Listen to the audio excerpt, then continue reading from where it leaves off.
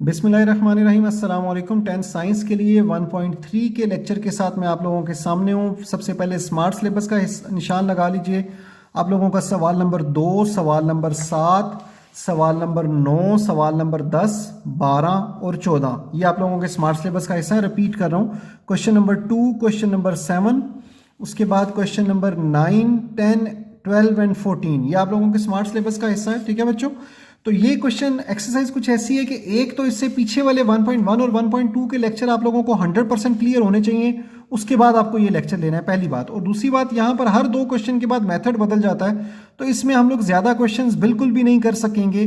Total 16 questions हैं। तो हम लोग ऐसे करते हैं कि हम यहाँ पर आपके पास जो मैं देख रहा हूँ उसके अकॉर्डिंगली मुझे पहले दिन मैं 5 क्वेश्चन सेलेक्ट कर रहा हूँ, जिसमें से मैं करवाऊंगा सिर्फ एक और आप लोगों ने भी वो एक ही फॉलो करना है। उसके बाद मैं 4 क्वेश्चन सेलेक्ट कर रहा हूँ। ठीक है, 9वें क्वेश्चन तक दूसरे लेक्चर में होगा इंशाल्लाह। और इस एक्सरसाइज के तीसरे लेक्चर में मैं फिर उसके बाद आगे जो है वो 2 क्वेश्चन सेलेक्ट कर रहा हूँ, 10वां और 11वां। और उसके बाद जो है वो फिर 5 क्वेश्चन सेलेक्ट कर रहा हूँ 16वें सवाल तक। तो इस तरह मैं 4 लेक्चर्स में इस एक्सरसाइज को ख़त्म करूँगा। उसकी रीज़न ये है कि आप लोगों को आसान लगे, मुश्किल ना लगे, नए तरीके डेली के हिसाब से ज़्यादा ना सीखने पड़े, बल्कि थोड़ा थोड़ा करके आप लोग करते जाएं। तो मैं 1.3 का क्वेश्चन अपने पास नोट कर रहा हूँ। क्वेश्चन नंबर 2 जो कि है 2x⁴ is equal to 9x² - 4। ठीक है, ये मैंने क्वेश्चन अपने पास लिख लिया। वैसे ये होमवर्क का हिस्सा है, लेकिन इस बात को मद्देनजर ना रखते हुए पहले भी मैं इसी तरह चलूँ तो अभी भी मैं इसको इसी तरीकाकार के मुताबिक लेके चलूँगा। यहाँ पे देखिए, सबसे पहली बात कि आपने इसको नॉर्मल स्टैंडर्ड फॉर्म में बनाने के लिए x² को y सपोज करना है। ठीक है, और इसका मतलब ये है कि अगर दोनों तरफ आप अपने पास से स्क्वायर डाल लें, इक्वेशन में अलाउ होता है आपको दोनों तरफ स्क्वायर डालने के लिए, तो ये x⁴ is equal to y² आ जाएगा।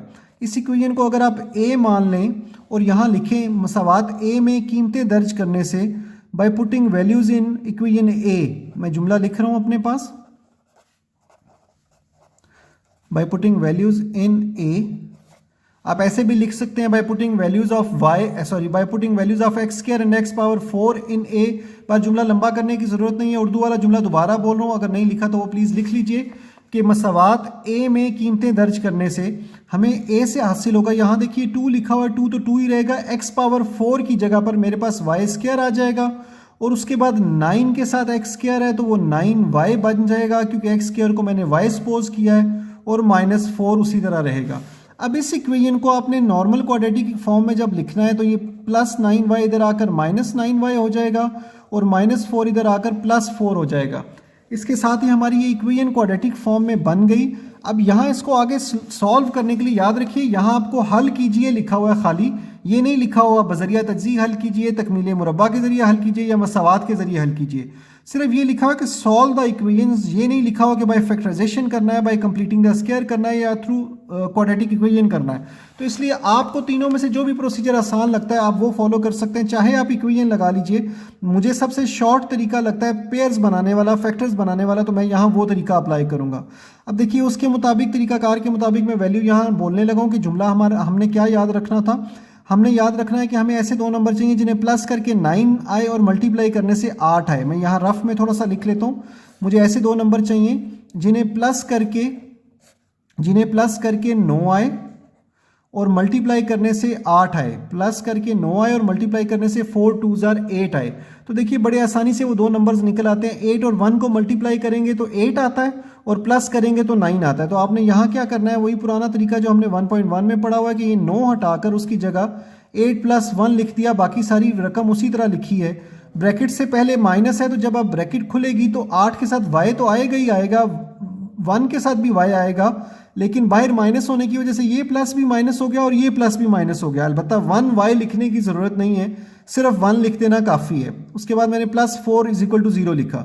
एक लाइन छोड़ूं ताकि ज़रा क्लियर रहे, आपको नज़र आता रहे सही तरीके से। अब पहली 2 रकमों में से अलग से कॉमन लेना है, अगली 2 रकमों में से अलग से कॉमन लेना है। याद रखिएगा, कॉमन लेने के बाद जो ब्रैकेट्स के अंदर कीमत बचेगी वो दोनों तरफ सेम होनी चाहिए। यहाँ 2 भी कॉमन निकलता है और साथ में y भी कॉमन निकलता है। अच्छा, मैं अगर ज़्यादा तेज़ बोल रहा हूँ, क्योंकि मुझे पढ़ाते हुए बच्चे अक्सर कहा करते थे कि मैं तेज़ बोलता हूँ, अगर मैं ज़्यादा तेज़ बोल रहा हूँ तो आप लोग सेटिंग में जाके वीडियो की स्पीड स्लो कर सकते हैं, 0.75x या 0.5x। तो मैं बहुत स्लो बोलूँगा, इतना स्लो बोलूँगा कि आप लोग थक जाएंगे। लेकिन जो है वो लेक्चर ख़त्म होने में नहीं आएगा। तो इसलिए अगर मेरी ये स्पीड आप लोगों को तेज़ लगे तो प्लीज़ मेरी वीडियो को आप लोग स्पीड स्लो करके देख सकते हैं, और रेसिप्रोकल कि अगर मेरी वीडियो आप लोगों को स्लो लगे तो उसको आप वहाँ से फास्ट करके भी देख सकते हैं। बट आई वॉन्ट रिकमेंड कि आप लोग फास्ट करके देखें। मैं यही कहूँगा कि अगर किसी को स्पीड तेज़ लगे तो वो वीडियो को स्लो करके ज़रूर देख लें।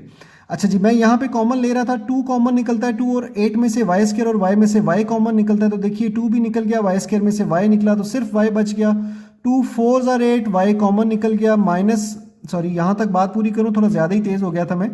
2y कॉमन लिया तो y बचा और यहाँ से सिर्फ 4 बचा, क्योंकि 2 4 आर 8 और y बाहर निकल चुका है। अब इधर माइनस के साथ ब्रैकेट डालूंगा तो याद रखिएगा साइंस भी चेंज होंगे, ठीक है, पहली बात। दूसरी बात, इन दोनों में से कोई कॉमन नहीं आता तो 1 कॉमन लिख रहा हूँ, ठीक है। अब y तो एज इट इज रहेगा और 4 भी एज इट इज रहेगा, क्योंकि 1 ने कोई इफेक्ट नहीं डालना। लेकिन ये -y था, अंदर जाके +y हो गया, और ये +4 था, अंदर जाके -4 हो गया, क्योंकि बाहर माइनस कॉमन लिया है। अब देखिए अंदर वाली रकम सेम आ गई, y -4 दोनों तरफ आ गया, इसका मतलब है हमारा सवाल यहाँ तक ठीक हुआ है, ठीक है। अब इसके बाद y -4 आपने कॉमन ले लिया, बाकी आपके पास बचा है, यहाँ से y -4 निकल गया तो 2y -1 बचा, ये -1 और ये 2y, y -4 तो आपने कॉमन ले लिया। अब जिस तरह हमने पहले पढ़ा हुआ है कि यहाँ से हम इसको y -4 = 0 लिख लेंगे और 2y -1 = 0 लिख लेंगे। पहले इस केस को पूरा कर लेता हूँ, -4 उधर जाके +4 हो जाएगा, और यहाँ पर 2y = +1 और उसके बाद 2 उधर जाकर डिवाइड हो जाएगा। ये मत समझिएगा कि हमारा क्वेश्चन पूरा हो गया, क्योंकि क्वेश्चन में रकम x की सेंस में दी हुई थी और हमारा आंसर जो अभी आया है वो y की सेंस में आया है। मैं यहाँ लिख सकता हूँ, लेकिन मैं अगले सफ़े पर जाकर शुरू कर रहा हूँ ताकि दोनों तरफ की सिमिलैरिटी मैं आपको बता सकूँ। मेरे पास एक जवाब आया है y = 4 और दूसरा जवाब आया है y = 1/2, ठीक है। y = 4 और दूसरा जवाब आया y = 1/2।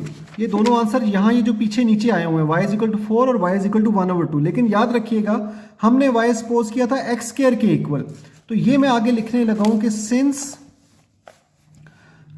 y = x², तो इट मीन्स कि x² = 4, यानी y और y इक्वल है तो x² और 4 इक्वल हो गए।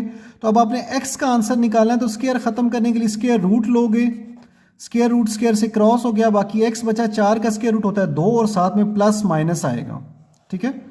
इसी तरह इस तरफ हम यहाँ पर भी लिखेंगे सिंस y = x², तो इसका मतलब है x² = 1/2।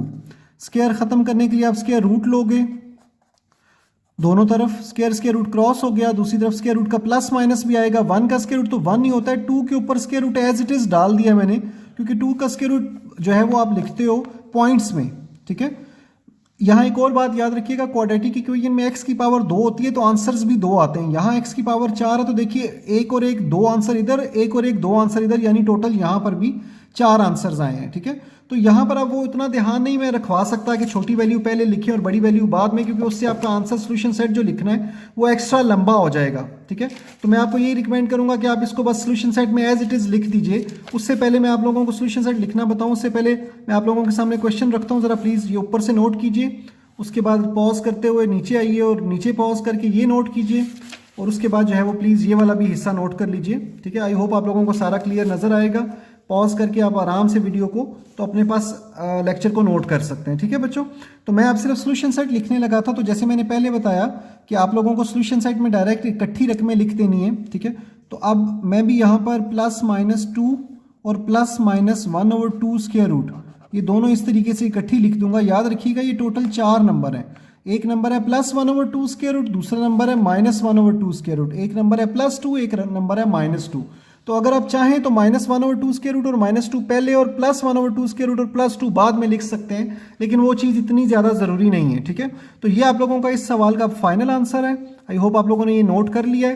तो मैं एक दफ़ा दोबारा बता दूं कि आज हमने 1.3 के पहले क्वेश्चन से लेके 5वें क्वेश्चन तक कवर किया है 10th साइंस के लिए, ठीक है।